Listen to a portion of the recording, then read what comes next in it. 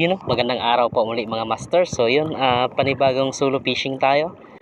So nandito na tayo sa ating spot. So medyo malakas ang bahura. So dito lang tayo. Ang dagat is pa high tide. So hindi ganun kalalim pa. Medyo mababaw pa. So yun, subok pa rin tayo mga master. So set up pula natin. Ayan po, UL KTS ang ating rod 7602. Then reel po natin Kasking Megatron na 3000 series. Main line ko po dyan mga master 6 pounds na GOF. Leader line ko po is 12 pounds. Ordinary nylon lang po. Then ang ating lure, so ito po ang ating lure, 5 cm na 5 grams. Subok tayo dito. So sana makadali tayo. Okay, unang hagis tayo. So parang okay, nanibago na tayo sa kas. I-strike tayo mga master. Labas. First catch, tribali mga master. Tribali. Okay, unang huli natin.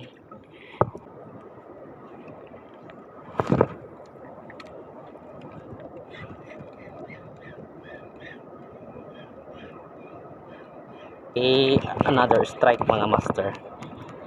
Medyo maliit. Naka-unhook pa. So pangalawa pa lang sana. So naka-unhook pa. Kisa natin ulit. Baka may kasamang mamaw. Okay, another strike mga master. Naka-unhook.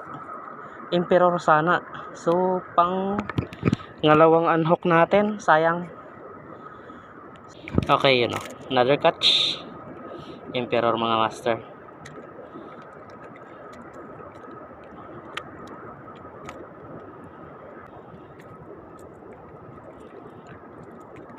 Okay, ayos.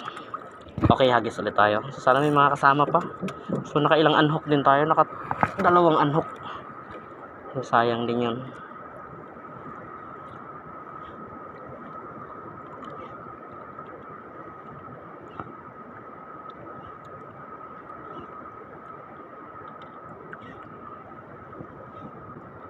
So medyo malalim dito sa area na to. Kaya medyo slow retrieve. May strike. Slow retrieve tayo mga master. Para umabot sa medyo malalim.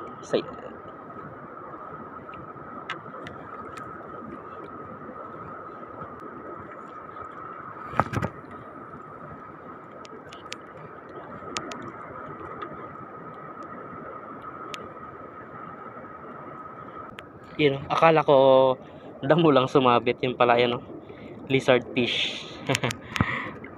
Release natin mga master. So masyadong matapang.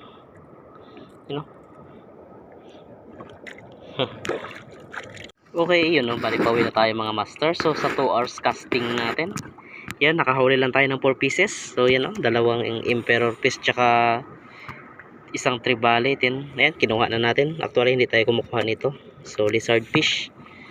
So so gamit ang ating UL na rod, then Kasking Megatron 3000 din. Lure po natin na gamit ito lang mga master. Yan po, 5 cm 5 grams sa sinking minnow. Okay, ayos.